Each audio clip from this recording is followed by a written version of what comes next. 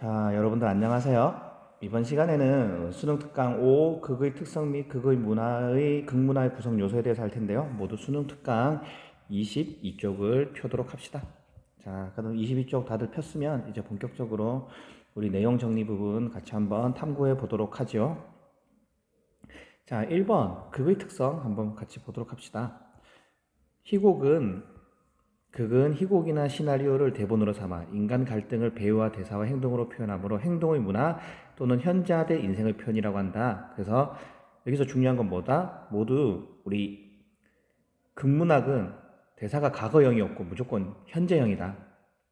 왜냐하면 관객 앞에서 바로 현재 진행형처럼 공연을 하는 거니까요. 우리 시나리오나 희곡은 현재 진행형이라는 거죠. 시나리오는 우리 어떤 매체를 통해서 진행되는 거죠. 뭐 시나리오가 TV나 영화 대본 같은 거죠.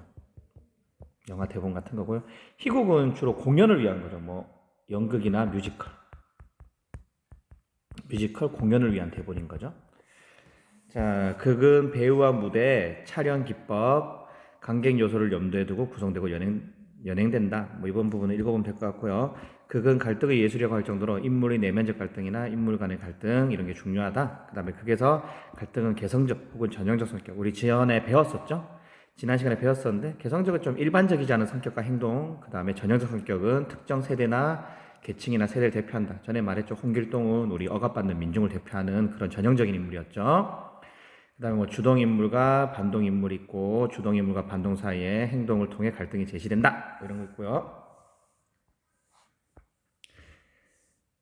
자, 그 다음에 우리 희곡의 구성 요소는 대사가 있는데요. 대사는 대하, 서로 주고받는 거고요. 독백은 혼잣말 하는 거죠. 혼잣말.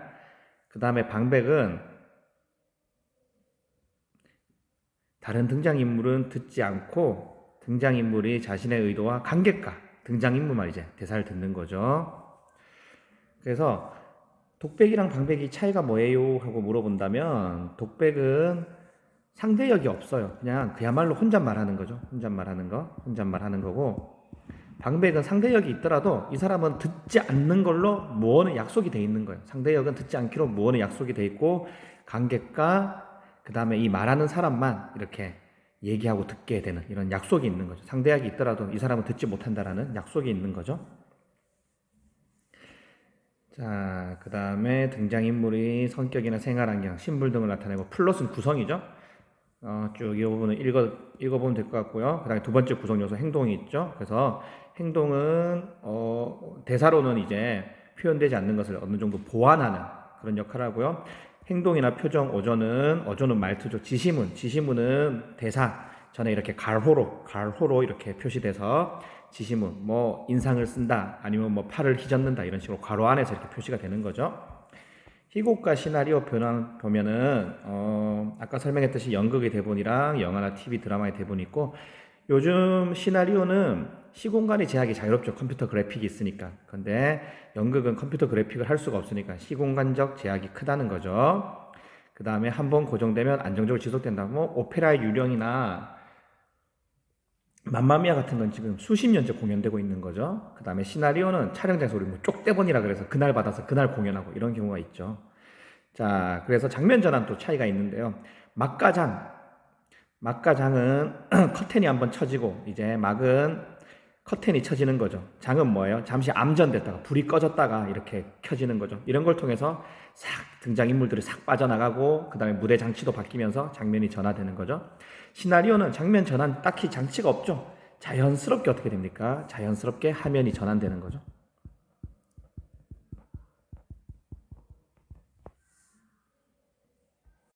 다음 쪽 23쪽 봐서요. 우리 출세기 한번 공부하도록 하죠. 출세기 내용 정리하면요. 뭐 이거는 적을 필요 없고요. 그냥 보기만 하세요. 강부라는 사람인데 이름이 김창호예요. 김창호라는 사람이 있는데 강산이 무너져가지고 갱도가 무너져서 이렇게 갇혀 있다가 16일 만에 구출이 돼요. 그래서 유명해지죠. 뉴스에도 나오고 사람들이 빨리 구조돼야 되는데 하면서 막 기도해주고 하면서 굉장히 유명해져요. 유명해지니까 방송도 많이 타고 인터뷰도 많이 하고 강연도 많이 하면서 돈을 많이 벌어요. 근데 번 돈을 유흥 뭐 이렇게 노는데 다 쓰고 가족들을 돌보지 않아요. 그래서 가족과도 관계가 굉장히 파탄이 나죠. 그래서 어느새 이제 대중들에도 잊혀지고 힘들게 삶을 살고 있었는데 다시 강산이 무너지는 사고가 나요. 그러니까 이 사람이 강산 사고의 전문가잖아요. 전문가다 보니까 다시 이 사람 여기저기 방송 출연해서 지금 이 사람들 상황은 어떻고 어떻게 될 거니까 구출해야 되고 막 이런 거를 막 설명해주는 전문가 역할을 해요. 또 방송 많이 타죠. 하지만 이 사람들이 금방 구출돼요. 금방 구출되고 다시 외면되죠. 그러니까 또 사람들의 관심을 받고 싶고 사람들의 관심에 의해서 돈을 벌고 싶으니까 자기가 땅속에서 16일 만에 구출되는 기록을 세웠으니까 이제는 하늘에서 무슨 기록을 세우겠다면서 이렇게 떠나면서 마감됩니다.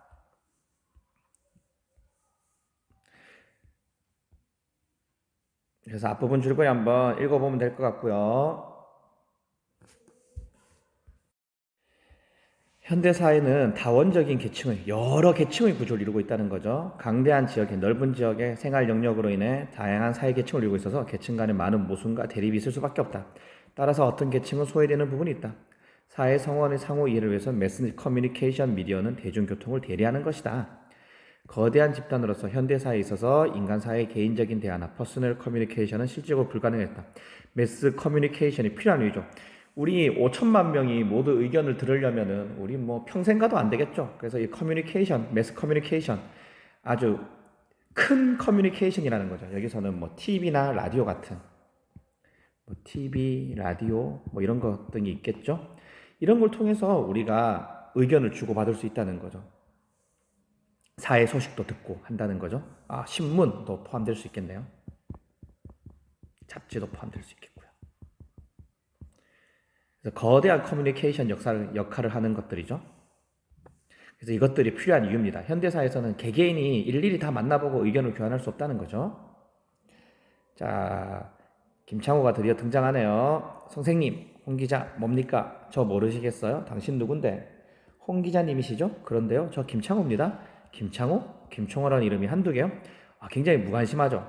기사거리가 될 때는 김창호에 관심을 보이고 잘해줬는데 김창호가 이제 시간이 강산에서 구출되고 시간이 많이 지나서 이제 대중의 관심에게 멀어지니까 무관심한 거죠. 그래서 기사거리가 아닌 대상에 대해서는 굉장히 무관심하게 지내고 있습니다. 동진강업소 동오갱, 갱이 이렇게 터널이죠. 강산 쭉 들어가는 이 터널이죠. 그래서 여기서 이제 석탄을 캐는 거죠. 석탄을 요 굴 안에서 캐는 거죠. 김창호 씨 역시 저를 알아보시는군요. 그럴 줄 알았어요. 이렇게 쭉 얘기하고 있고요. 그런데 뭔 볼일이슈? 나 지금 바쁜데? 저를 좀 도와주십시오. 가족을 잃었습니다. 차별에 떨어지고 이 사람이 유명해지고 돈을 많이 버니까 이렇게 유흥, 이렇게 노는데 빠져가지고 가족을 돌보지 않고 유흥으로 뭐 술 마시고 노는데 돈을 다 탕진한 거죠. 다 써버린 거죠. 5천 원짜리 주면서 이거 가지고 가라, 뭐 꺼져라 이런 거죠. 굉장히 귀찮아하는 거죠. 자, 여보시오. 아무리 그래도 날 이렇게 대할 수 있어. 내가 한때는 영부인 초청을 받은 사람이요. 서울시장도 나한테 뭐 서울시장도 나한테 초청해가지고 뭐 잘해줬다, 밥도 대접했다, 뭐 이런 얘기가 말줄임표에 담겨 있는 것이죠. 그래서 무시당한 것에 화가 나는 거죠. 한땐 잘해줬지만 이제 자기가 이야기거리, 기사거리가 안 되니까 김창호를 홍 기자는 굉장히 무시하고 있습니다. 자, 24쪽 첫 부분, 우리 제일 처음에 23쪽 첫 부분에 홍 기자의 대사와 이제 연결되는 거죠. 매스미디어가 필요한 이유다 아까 말하고 그 다음에 연결되는 거죠. 매스컴이 없으면 하루도 살아갈 수 없는 것이 현대인이다. 근데 매스컴이 요즘 인간 부재 매스컴에 이르지 않았나. 주제의식이죠. 인간 부재는 없다는 거죠. 그래서 너무 자극적이고 돈이 되는 기사를 사람들이 쓴다는 거죠. 그래서 우리 연예인들 개인 생활이 다 노출되면서 극도의 고통을 시달리다가 극단적 선택을 하는 경우까지 있죠. 그래서 너무 인간성 상실된 기사가 많이 실리고 있다. 홍 기자도 이 점에 대해서 비판을 하면서도 자신도 그걸 지키지 않죠. 자신도 김창호를 돈벌이로만 이용하려고 하죠. 또다시 강산이 매몰되었고요. 여기서 이제 또 강산이 매몰되었으니까 강산에서 매몰되었다가 16일 동안 갇혀있다가 구출된 경험이 있는 김창호가 전문가 역할을 하게 됨으로써 이렇게 필요한 그런 부분이죠. 각자 읽어보도록 하고 홍 기자가 이제 김창호 씨 잠깐만 부르면서 김창호가 필요하다고 판단하고 있는 거죠.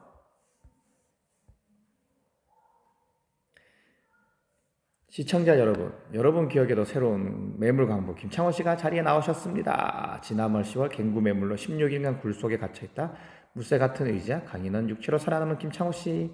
사무실 왔을 때는 귀찮아하면서 막 5천 원 주고 가라 그랬는데 이제 엄청 칭찬하죠. 기사거리가 되기 때문이죠.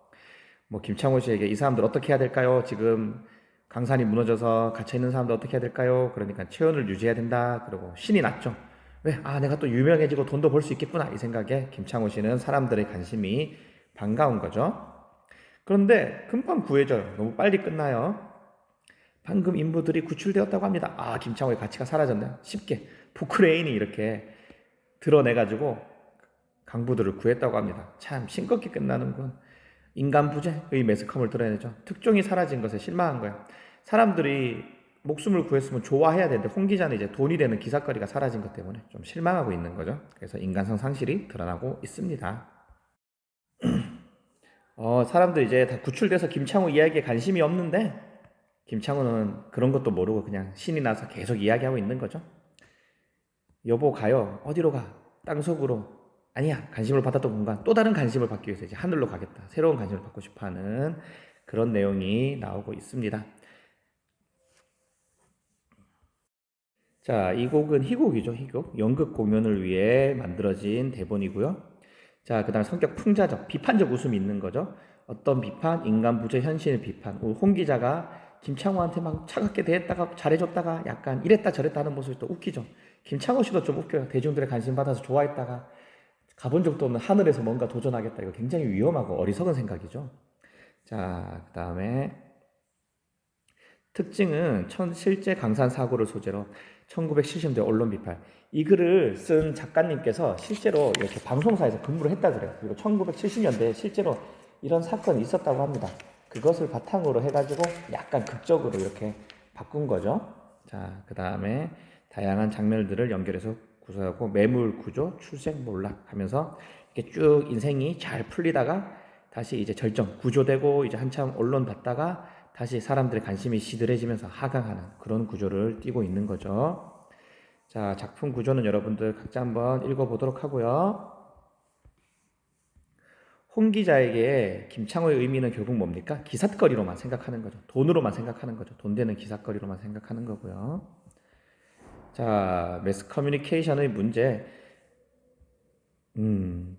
어쩔 수 없이 필요하다는 거죠. 사회 구성원들이 소통을 하려면. 하지만 뭡니까? 인간성 상실이라는 문제점이 있다는 거죠. 그래서 이걸 참 조심해야 된다. 이런 내용을 담고 있습니다. 자, 여러분들 안녕하세요. 이번 시간에는 우리 교술 문학의 특징에 대해서 공부하고 그 다음에 이어지는 수필 장르인 제목이 굉장히 긴데요. 간용은 자기와 다른 것, 자기에게는 없는 것에 대한 애정입니다를 읽고 같이 공부하는 시간을 가져보도록 합시다. 선생님이 이거 칼라 스캔을 했었어야 되는데 칼라 스캔을 못했네요. 여러분들 흑백으로 나오지만 뭐 이렇게 보는 데는 크게 지장이 없을 거니까요. 다 같이 한번 공부 한번 해보도록 합시다. 자, 교술문학은 우리 원래는 산문의 형식, 소설과 똑같이 산문의 형식으로 띄고 있죠. 그런데 산문과의 차이점 뭐냐? 허구성이 없다는 거예요. 소설과의 차이점 뭐다? 허구성이 없다는 거예요.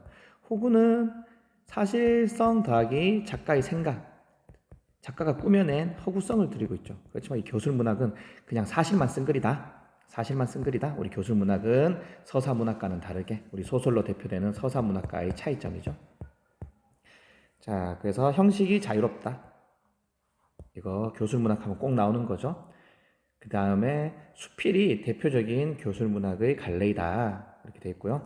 그 다음에 실제 경험을 바탕으로 하기 때문에 글쓴이 자기 성찰을 이제 되돌아보고 반성하는 거죠. 그 다음에 사유, 깊게 고민하고 생각하는 게 드러난다는 거죠. 그래서 가르치는 설명을 한다는 이런 뜻이고요. 쭉 읽어보고요. 그래서 형식은 뭐다? 자유로운 형식이다. 굉장히 중요하다. 그 다음에 뭐 옛날에는 이런 형식 등이 있었는데 요즘은 뭐 자유로운 형식이다. 그리고 뭐 일기, 편지, 기행문의 형식도 따르기도 하는데 우리가 이번 시간에 배울 지문은 기행문, 여행하고 쓴 글이죠. 여행하고 쓴 글이죠. 여행하고 쓴 글이 형식을 띠고 있다. 그 다음에 표현과 문체는 전에 배웠죠. 비유, 뭐 상질, 역설, 반어 등은 지난 시간에 배웠으니까요. 그 다음에 논증은 논고를 통해 증명하는 거고요. 묘사는 그림 그리듯이 상세히 설명하는 거죠. 그 다음에 쭉 하기도 하고 다른 사람 말 인용, 이것도 지난 시간에 배웠으니까요. 넘어가도록 하고요. 그래서 쭉 이 부분 한번 읽어보도록 합시다.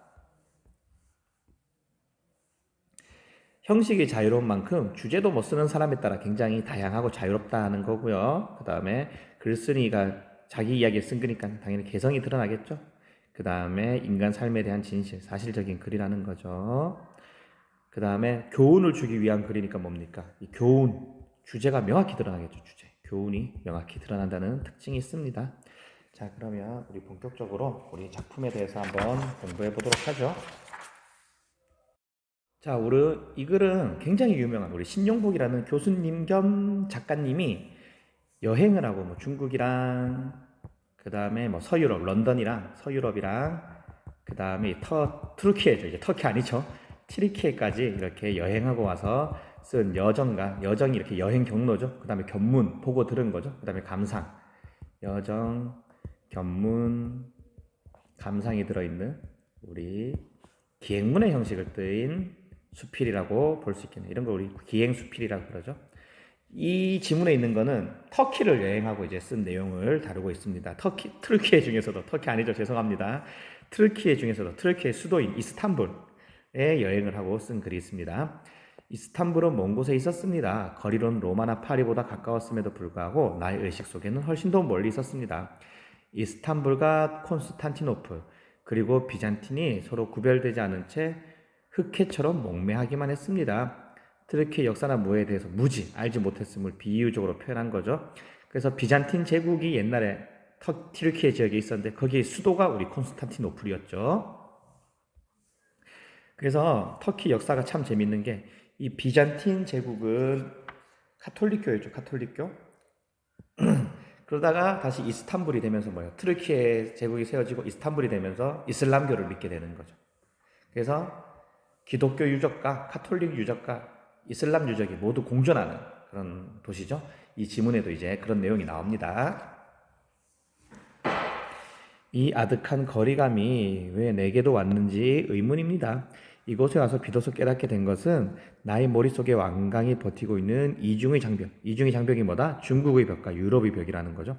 그래서 우리가 역사를 공부할 때 우리 사람들의 인식 속에는 중국 중심 혹은 유럽의 뭐 영국, 프랑스, 독일 같은 서유럽의 선진국 중심으로 생각을 하기 때문이라는 거죠. 우리 의식 속에 각인된 문화 종속. 종속은 뭐 어떤 거에 자립적이지 못하고 더 큰 세력에 따라가는 거, 추종하는 거 이런 걸 말하는 거죠. 여러분도 다 알고 있을 거라 믿을 거고요. 자, 이스탄불로 오는 여정도 이 두 개의 장벽을 넘어온 셈입니다. 자, 중국 대륙을 횡단하고 런던, 파리, 아테네를 거쳐 이스탄불에 도착했기 때문에 여행의 경로, 여정이 나오죠. 여정. 기행문이라는 걸 알 수 있네요. 돌골과 흉노는 중하라는 벽을 넘지 않고는 결코 온당한 실상을 만날 수 없으며 마찬가지로 유럽이란 높은 벽을 넘지 않고는 이슬람과 비잔틴의 역사를 대변할 수 없습니다. 만리장성보다 완고하고 알프스보다 더 높은 이 문화 장벽이죠. 우리가 그동안 서유럽이나 중국 중심으로 생각했던 문화 장벽이죠. 오늘은 이 두 개의 장벽을 넘어 이스탄불의 소피아 성당과 블루 모스크 사이에 앉아 이 엽서를 띄웁니다. 소피아 성당은 로마로부터 세계의 중심을 이곳으로 옮겨 비잔틴 문명의 절정입니다. 직경 32m, 56m 높이에 그것을 받치는데 단 한 개의 기둥도 없이 올려놓은 불가사의한 건축물입니다. 그보다 못한 유럽의 유적들이 예찬되고 있는 것에 미치면 우리들이 부당한 편견에 놀라지 않습니다. 소피아 성당보다 훨씬 못한 문화 유적도 굉장히 우리가 유명한데 우리는 소피아 성당을 잘 모른다는 거죠. 서유럽 중심의 사고라는 거죠. 건물 유적뿐 아닙니다. 이스탄불에는 유럽 중심의 역사에서 완벽히 소외된 수많은 사화가 역사 이야기죠. 들이 있습니다. 이 부분 역사 이야기 쭉 이어지니까요. 여러분들 각자 한번 읽어보도록 하죠. 자, 우리 28쪽 두 번째 줄부터 봅시다. 이것은 어쩌면 오스만 티르키가 그들보다 앞선 유럽 문명 정화를 그대로 계승하겠다는 의지라고 할 수 있지만 내게는 이슬람의 간용은 뭘 어떻게 용서하고 받아들이는 거죠. 매우 감동적이었습니다. 자, 이 부분의 내용은 이제 이슬람이 이스탄불을 점령했지만 이슬람교를 믿는 세력들이 이스탄불을 점령했지만 그들이 비잔틴 문명을 파괴하지 않았다. 그래서 그들의 간용, 뭐 이렇게 베풀고 받아들이고 베풀고 용서하는 것에 대해서 큰 감동을 받았다. 이런 내용이죠. 이슬람의 이러한 전통이야말로 오늘날 이스탄불 공존의 대하의 도시로 남겨놓았습니다. 동가소, 옛날이죠. 금 현재죠. 함께 숨쉬고 있습니다. 이스탄불은 보스포러스 해협을 사이에 두고 유럽 대륙과 아시아 대륙에 걸쳐 있는 실크로드의 종착지입니다. 이 이스탄불 위치가 여러분들 유럽과 아시아에 걸쳐 있죠. 그래서 이 보스포러스 해역을 중심으로 서쪽은 유럽, 동쪽은 아시아 이렇게 돼 있는 거죠. 계속 보도록 하죠.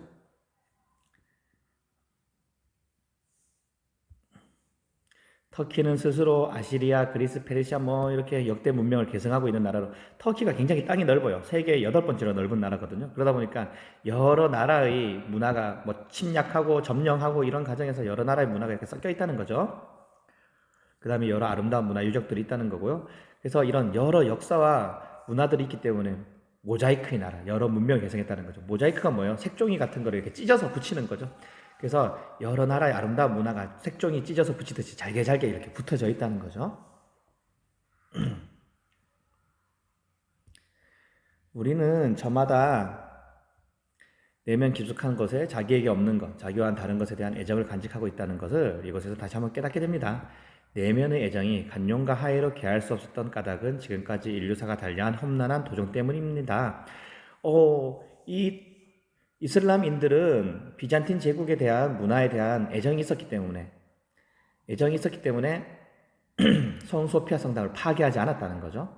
근데 옛날에는 이 점침 정력 이렇게 점령했던 사람들이 다 파괴했다는 거예요. 왜냐? 이제 그 설명이 나와 있습니다. 타인에 대한 이해는 물론 자신에 대한 깊은 성찰도 없이 가파른 길을 숨가쁘게 달려왔기 때문이라고 해야 할 것입니다. 점령에만 눈이 멀어서 문화를 계승하고 발전시킨 데는 관심이 없었다는 거죠. 역사에서 현재 우리가 놓인 상황에 대한 글쓴이 판단이죠. 그래서 현재 우리도 너무 역사를 보는 데 있어서 너무 그 문화를 보다는 그냥 침략하고 발전하고 현재는 뭐 영토 침략은 하지 않으니까요. 경제에 국한되겠죠.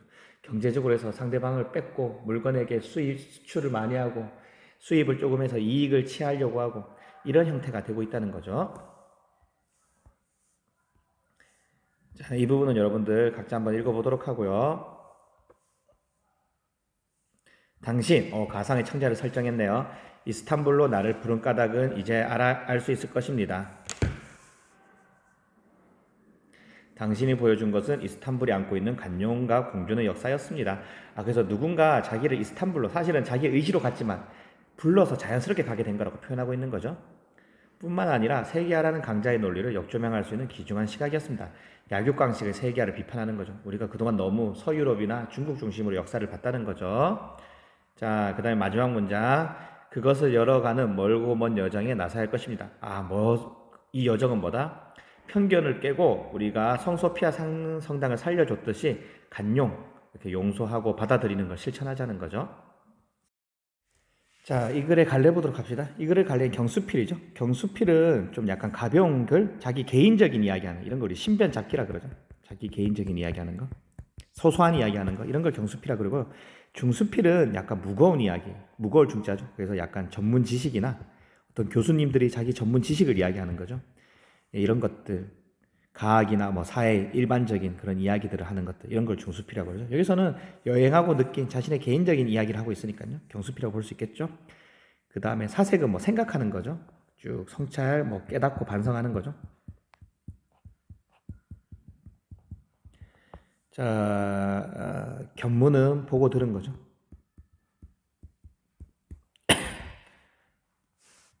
서간문은 우리 편지죠. 여기서 마지막에 보면 뭐 당신이 나에게 오라고 한 까닭을 알 수 있습니다. 막 이러면서 존댓말 쓰면서 이렇게 부드럽게 전달하고 있습니다. 경어체가 존댓말이죠. 자, 그래서 여기 여정 견문 감상이 나와 있으니까요. 각자 한번 읽어보도록 하고요. 그 다음에 이 사람이 느꼈던 중국의 벽과 유럽의 벽. 그래서 중국 중심, 유럽 중심의 사고에서는 터키가 변방의 국가였다는 거죠.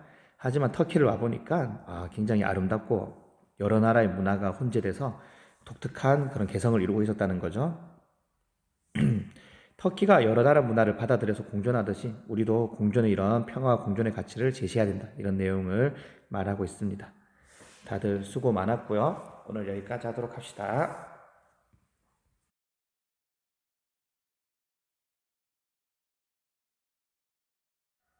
자, 여러분들 안녕하세요. 다들 수업 준비 잘 되었나요? 영상 꼼꼼하게 보면서 필기도 하면서 우리 발표를 준비하도록 합시다. 발표 잘하면 또 수행평가에도 좋고 세특에도 쓰이니까요. 여러분들 힘들더라도 조금만 힘을 내도록 합시다. 여러분들 내용 요약을 선생님이 할 테니까요. 이거는 적지 말고 그냥 보면 될 것 같아요.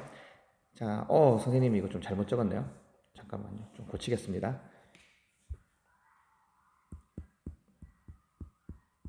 자, 이제 본격적으로 내용 요약을 하도록 할게요. 그냥 보기만 하세요. 자, 천상세계에 문곡성이라는 사람과 상하성이라는 사람이 부부를 이루고 함께 살고 있었어요. 근데 옥황상제의 말도 안 듣고 게으르니까 옥황상제가 벌을 내려요. 벌을 내려서 이제 지상세계, 현재의 세계로, 땅 위의 세계로, 하늘 세계에서 땅 위의 세계로 이제 내려가게 된 거죠. 우리 하늘에서 땅으로 내려가는 거, 이걸 유식한 말로 뭐라 그런다? 적강구조라 그러죠. 적강구조. 좀 적을게요. 적강구조라 그러죠. 자, 그래서 지상세계에서는 문곡성은 방간주가 돼서 남자가 되고요. 재주가 아주 많고 실력이 뛰어납니다. 그 다음에 여자는 상하성은 영예빈이 돼요. 방간주는 특이하게 상하성은 영예빈으로 같이 여자로 태어나는데 남자가 아니고 뭐다? 남자인 척하는 여자로 태어나게 돼요. 여자로 태어나게 돼요. 그런데 이 사람이 방간주가 남장을 하고 신분을 숨겼죠. 그래서 신분을 숨긴 채로 결혼을 하게 됩니다. 남자인 줄 알고 이제 결혼을 하게 되는 거죠.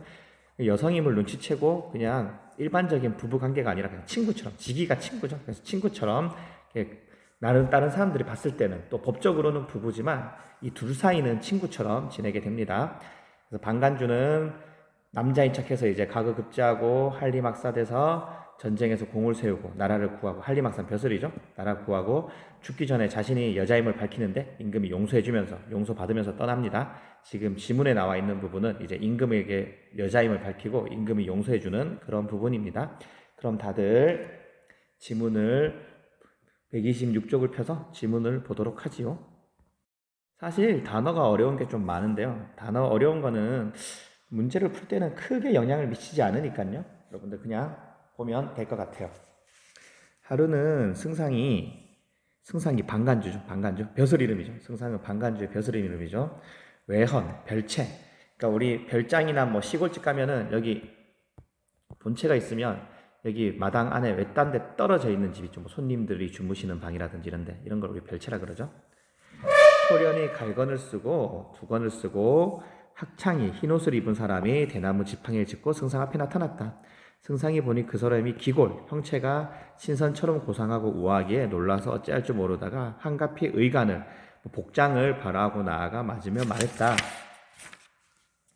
귀한 손님께서 이렇게 누추한 곳에 찾아오셨는데 제가 미처 예의를 갖추지 못하고 오래 서 계시게 하여 부끄럽게 그지없나이다. 청컨대 대청, 마루로 올라오라는 거죠. 굉장히 정중하고 고상한 말투, 방간주의 사려 깊음을 알 수 있죠. 처음 보는 손님이니까 내쫓을 수도 있는데 굉장히 친절하게 잘 대해주고 있죠. 그래서 이 도사가 자신의 신분을 밝힙니다. 나는 천산도사라고 하는데 간상을 보는데 한번 간상 봐줄게요. 이렇게 말하는 거죠. 그대의 이마는 보름달처럼 넓고 팔자 눈썹은 높고 맑으니 비록 재주는 마구나 부모를 일찍 여일 것이요. 코가 살찌고 두기 빼면 희망한 복사꽃 같으니 출장 입상, 이름을 알리고 성공하는 거죠. 그 다음에 만인지상, 높은 벼슬이 될 것이고 두 눈이 가늘고 길며 흐른한 눈빛이 물결 같으니 재기는 뭐 여러 가지 재치가 넘친다고 해야 되나? 재능이 많다는 거죠. 지극히 귀하게 될 것이요. 입술의 단사, 붉은 안료, 옛날에 립스틱이 없으니까 약간 붉은색, 약간 색소 같은 걸 입술에 발랐어요. 붉은 안료를 찍은 듯 얇으니 말주변이 소진, 뭐 중국 고사에 나오는 인물인데 말을 굉장히 잘했다 그래요. 걸스데이의 소진 아닙니다. 치아는 백옥처럼, 흰 옥처럼 아주 하얗다는 거죠. 진진, 나라를 위태롭게 할 만큼 아름다운 얼굴이옵니다. 그러나 너무 아름답기에 도로여 부부의 즐거움은 없을 것이요. 정확히 맞추고 있죠. 왜? 여자와 여자가 결혼했죠. 사실은 우리가 생각하는 일반적인 부부가 아닌 거죠. 이마에 사마귀가 하나 있으며 피부가 맑고 빼어나서 자녀가 없을 얼굴이요. 그렇죠. 여자랑 여자끼리 결혼했는데 자녀가 있을 수가 없죠. 골격이 아담하고 풍치가 있으며, 골격이 아담하고 여자니까 체격이 남자보다 좀 작겠죠. 그 다음에 멋이 있으며 지지러분하고 어지러운 속세의 태 모양이 전혀 없다는 거죠. 속세의 때를 묻지 않았다는 거죠. 수명은 40을 넘기지 못할 것이옵니다. 반드시 오래지 않아 천궁에서 하늘에 있는 궁궁의 옥제, 옥황상제에게 조회, 인사하게 되리라 이렇게 말하고 있는 거죠. 이 부분 1-2번과 관련이 있는 거고요. 방간주의 죽음과 그가 다시 천상계의 사람임을, 지상 사람이 아니라 다시 옥황상제 만나게 된다는 거죠. 천상계 사람임을 암시하는 거죠. 제가 본 승상의 간상을 사실대로 알았으니 당돌한 점이 있었다면 용서하십시오. 간상은 얼굴 보고 그 사람의 인생을 예측하는 거죠. 말을 마친 도사는 한 줄기 맑은 바람이 되어 사라져버렸다. 정기적 요소. 정기적 요소는 약간 말도 안 되는 비현실적인 요소를 뜻하는 거죠. 우리 고전 소설에서는 이런 정기적 요소가 굉장히 많죠. 옛날에는 글 쓰는 재주가 오늘날처럼 뛰어나지 않다 보니까 이런 우연에 의한 사건 전개가 많다는 거죠. 승상이 집어서 보니 도사의 글이었다. 그 글에 이르기를 음양을 바꾸어 세상을 임금과 세상 속에서, 그렇죠. 음양, 음이 여자고 양이 남자죠. 그래서 여성임을 속이고 남장을 해서 임금과 세상을 속였으니 그에 대한 벌이 없지 아니하리라. 천궁, 하늘에 궁궐에 있을 때 방자하게 호색하여, 호색하다는 게 뭐 여자를 많이 밝혔다는 거죠. 그래서 방간주의 제조, 적강의 원인, 적강이 이렇게 내려오는 거죠. 하늘에서 땅으로 내려온 원인보다 호색했다는 거죠. 이승에서 부부의 즐거움을 끄는 것이니, 여자를 너무 밝혀서 이승, 현재 지상에서는 이런 여자로 태어나게 해서, 여자랑 결혼하게 해서 부부의 즐거움을 못 느끼게 한 거죠. 스스로 죄를 아는가? 물이 그릇에 차면 넘치고 영화가 지극하면 슬픔이 오는 것. 영화는 뭐 아주 명예죠. 명예랑 높은 벼슬 이런 거죠. 이제 옥제께서는 옛 신하를 보고자 하니, 옥제가 옥황상제죠. 옛 신하, 여기서는 방간주겠죠. 방간주를 보고자 하니 원컨대 내년 3월 초나흘 날에 3월 4일 날 공을 다시 만나게 기약하더라. 내년 3월 4일 날 죽는다는 거죠. 죽어서 이제 천상계로 돌아가게 되는 거죠. 옥황상제께서 옛 신하를 보고 싶어 한다는 건 이제 너의 죄를 용서해 주겠다는 거죠. 이후 승상은 병이 위중하게 됐던, 도사의 예언대로 된 거죠. 낙성과 그의 아내, 낙성이 입양한 아들이에요. 방간주가 아기를 낳을 수 없죠. 왜냐하면 여자기 때문에 아기를 낳을 수 없죠. 그렇기 때문에 이 상서라는 아들을 입양을 했습니다. 그래서 내외는 상서 부부죠. 낙성과 그의 아내, 그의 부부를 말하는 거죠. 몹시 슬퍼서 부친이 더 오래 살아달라고 빌었습니다. 천자께서는 임금이죠. 임금께서는 옥황상제 아니고요. 옥황상제는 하늘의 임금이라면 이 사람은 진짜 지금 현실 세계 땅 위의 임금이죠. 옥제랑 다릅니다. 옥황상제는 하늘의 임금이죠. 의사를 보내어 승상의 병을 돌보게 하고 약을 지어서 친히 다려 보내신 등 걱정을 많이 하셨으나, 이건 1-1번과 관련이 있는 거고요. 병이 조금 더 차도 나아지지 않았다는 소식을 듣고 더욱 슬프게 안타깝게 여기셨다. 그러다 승상을 다시 보지 못할까 염려해. 그래서 승상이 방간주죠. 승상은 방간주의 벼슬 이름이라 그랬죠. 승상은 병약한 몸을 움직여 조복을 이렇게 높은 사람이 올 때 이렇게 자신을 낮춰 입는 하얀 옷이죠. 어가 임금 타는 수레를 맞이했다. 127쪽 펴고요. 이 부분은 이제 임금을 만난 부분이죠. 쭉 읽어보도록 하고요. 이 임금을 만난 부분이고 쭉 한번 읽어보도록 하고, 우리 B 있는 부분 있죠? 여기부터 읽도록 합시다. 이제 127쪽 한 3분의 1 지점에 B 있죠? B 있는 부분부터 읽도록 할 텐데요. 이제 자신의 신분, 자신이 여자라는 걸 밝히고 임금한테 용서를 구하는 이런 부분입니다. 신은 본래 여자입니다. 일찍 부모가 돌아가시고 어린 생각에 가문이 망할까 염려하고 있었는데 신이 12살 되던 해 폐하께서 널리 인재를 구하신다는 소식을 듣고 구경하러 나왔다가 성은 임금의 은혜를 입사와 오늘을 이르게 되었으나 그간 신의 본색을 차마 이르지 못했습니다. 왜냐하면 여자면은 벼슬도 할 수 없고 신분적 제약이 많다는 거죠. 어쩔 수 없이 남자인 척 했다는 거죠. 또한 영해비는 아버지, 그러니까 자신의 부인의 아버지죠. 영공이 강요하기에 부득이 영해빈이죠. 인연을 맺게 되었습니다. 영녀는 처음부터 신의 본색을 알고서도 성품이 개의하여 발설하지 않았습니다. 그리하여 신과 영녀는 한낱 친구가 되어 다른 사람의 시선을 피한 지 오래되었사옵니다. 1-5번과 관련이 있는 거고, 그래서 영해빈과 결혼하게 된 원인 이유에 대해서 설명하고 있는 거죠. 오늘에 이르러 신이 천벌을 받아 항천이 뭐 저세상이죠. 저승이죠. 저승에 가게 되었기에 그간의 소회를 모두 알레옵니다. 낙성도 신의 친아들이 아니라 하늘에 내려주시는 것을 신이 기른 것이옵니다. 1-3번과 관련이 있는 거죠. 여자끼리 결혼해서 아이를 못 낳으니까 입양한 거죠. 마침내 죽기에 이르러 더 이상 폐하를 속일 수가 없어 실상을 모두 아뢰었고, 또한 신이 규중의 여자인데도, 규중이 뭐 안방이죠. 그래서 규중의 여자 그러면 그냥 일 안 하고 그냥 살림살이 하는 여자라는 뜻이에요. 몸을 함부로 드러내 예법을 흐트렸기에 팔뚝 위에 주표를 보여드린 후 폐하와 세상을 속인 죗값을 청하고자 합니다. 그래서 이건 1-4번이고요. 사실을 밝히고 용서를 구하는 거고요. 요약적으로 제시되어 있는 거죠. 방간주가 수십 년 동안 겪었던 일을 아주 짧게 이렇게 제시한 요약적 제시입니다. 자, 이제 이 부분 임금이 용서해주는 부분입니다. 오늘 경의 여기선 방간주겠죠. 실상을 드리니 벼슬 아치인데 임금이 이렇게 벼슬 아치들 말할 때 경이라고 이렇게 표현하죠. 경은 어질면서도 기이한 이상한 약간 특이한 사람이구나. 규중 여인의 지혜가 어찌 이 같으려. 규중의 연약한 몸이 이토록 지혜와 용기가 뛰어나고 구세여 적군을 대할 때마다 신출귀몰하여 싸움마다 이길 줄 누가 알았겠는가.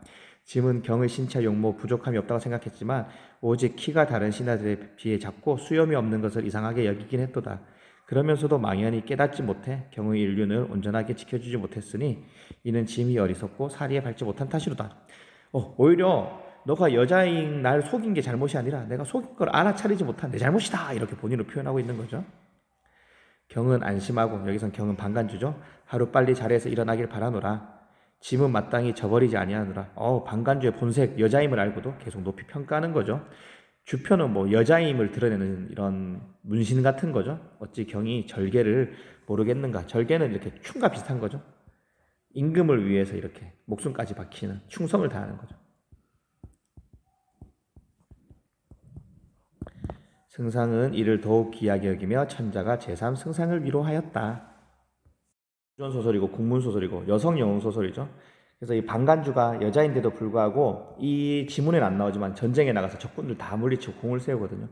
여성들이 이게 신분적 차별에 의해서 높은 벼슬을 할 수 없기 때문에 그런 욕망을 소설로서 많이 표출했습니다. 그 다음에 굉장히 초현실적, 현실에서 일어나기 어려운 구조죠. 뭐 옥황상제 만나고 이러니까요. 적강령, 하늘에서 땅으로 내려오는 그런 구조죠.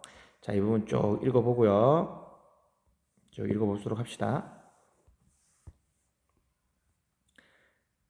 그래서 승상은 굉장히 어떻게 보면 너그러운 사람이죠. 너그러운 사람이어서 방간주가 자신을 속였지만 용서해주고요. 영해비는 뭐니까 직이 부부지만 친구에 가까운 거고요. 도사는 굉장히 이렇게 모든 걸 알고 있는 사람이죠. 그래서 승상이 너 이제 돌아갈 시간이 됐다는 걸 알려주는 거죠. 자, 그래서 이 부분 한번 읽어보도록 하고, 아까도 말했지만 보다 천상계에서 지상계로 내려오는 적강형 구조다. 자, 이 부분은 각자 한번 읽어보도록 합시다. 자, 오늘은 여기까지 하도록 하겠습니다. 다들 수고 많았고요. 다음 시간에 또 우리 뵙도록 해요. 안녕.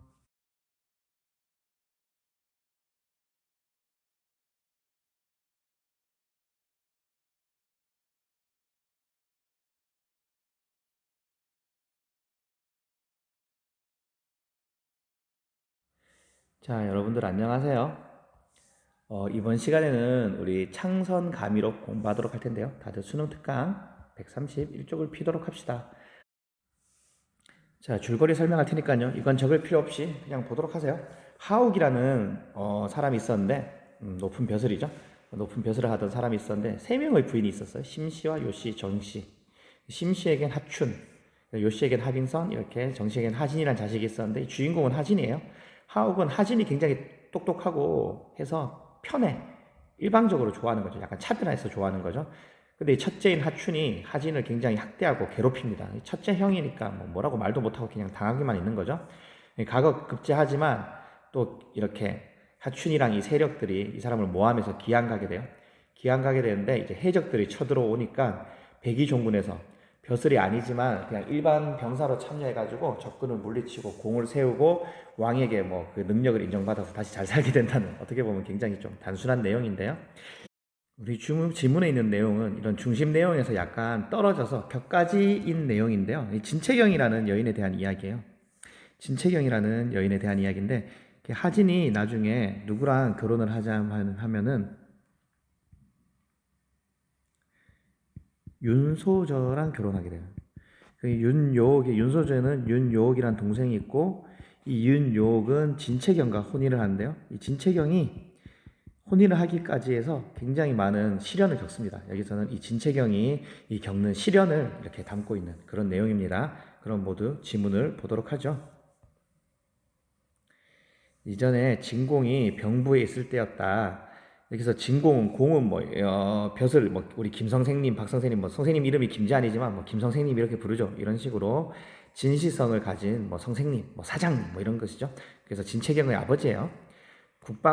병부에서 국방부 같은 데서 일했다는 거죠. 오늘 아치면 엄숭은 간신배고 나쁜 사람이에요. 양아들 조문화가 진공의 딸 채경이 아름답다는 말을 듣고 자기 아들과 혼인시키려고 청혼을 했는데 공이 매정하게 사양하여 물리친 일이 있었다. 간신배 아들이어서 진공이 우리 딸 진채경을 줄 수 없다 이렇게 한 거죠.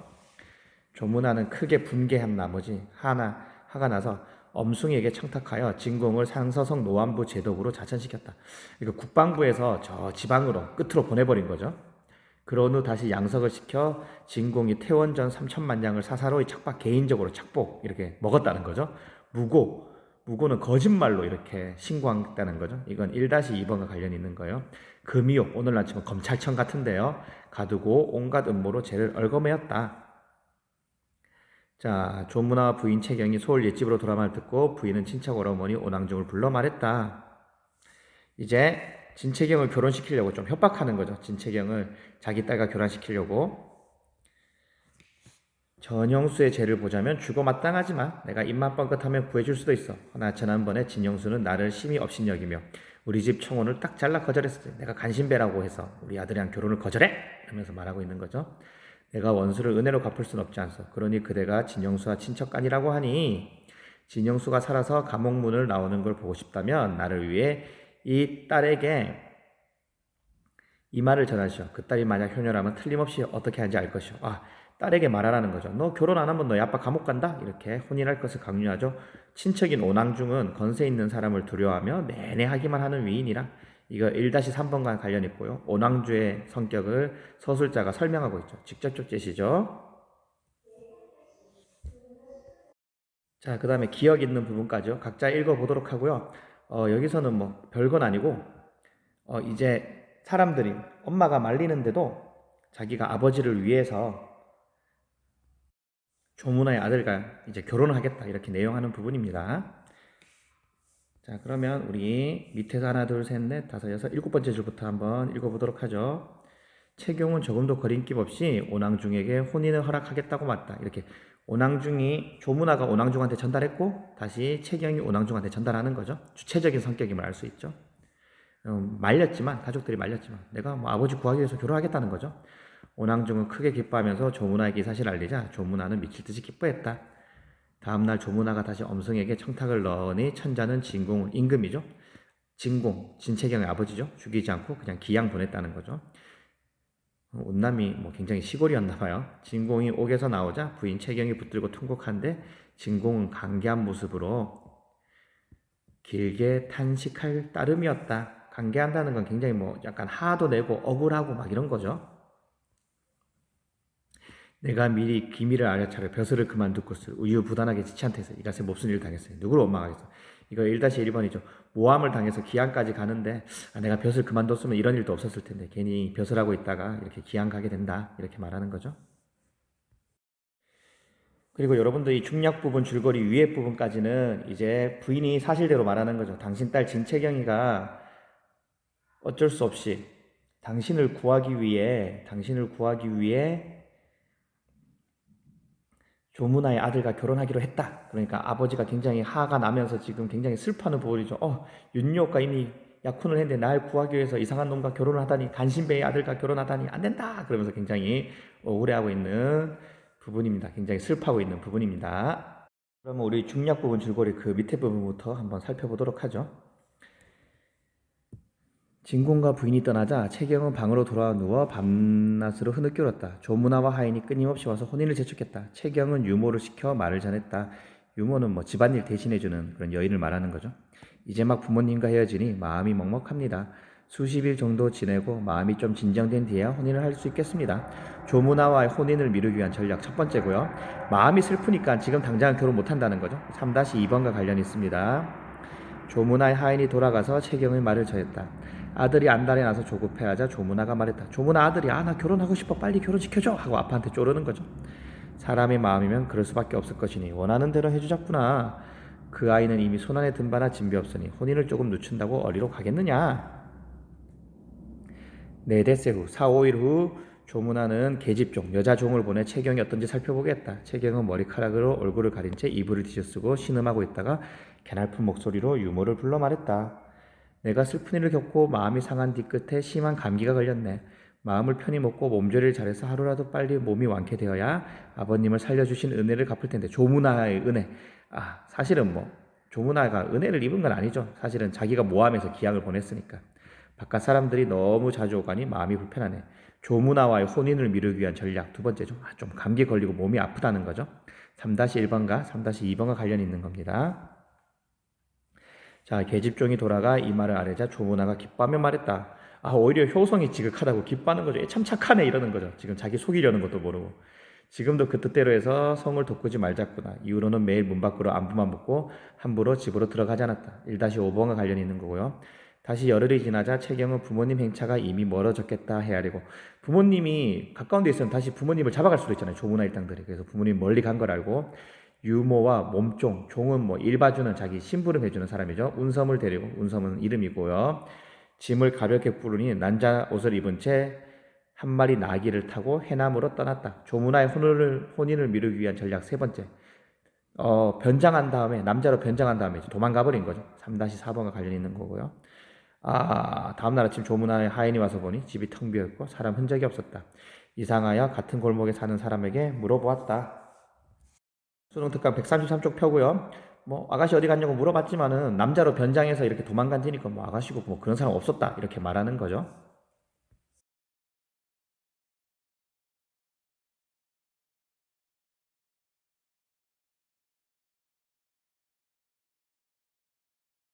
자, 선생님이 나눠준 내용 정리 유인물 펴보도록 합시다. 자, 이 글은 국문소설이고요. 그 다음에 가정소설이고 규방소설이다. 그 다음에 교훈적이고 유교적이다.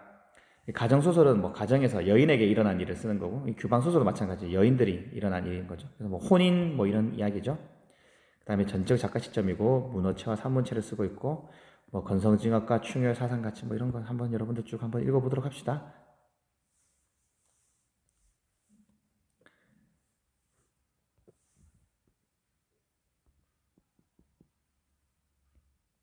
그래서 채경이 아까 보면은 시의 내용을 언급해요. 시가 구체적으로 드러나진 않는데 131쪽 기역 부분 보면 총계정에서 학을 보고 읊었던 시가 앞날을 예언하는 말이 되었다 이런 부분 나왔거든요. 그 시 내용이 이거고요. 그래서 시적사항은 뭐 삼청이 올라갈 수 있지만 왕자진과 약속을 위해 왕자진을 기다린다, 왕자진을 그리워한다. 그래서 채경이 원래 약혼한 윤욕이 있는데 윤욕을 그리워하면서 만나지 못할 거라는 걸 암시하는 그런 시가 되겠죠.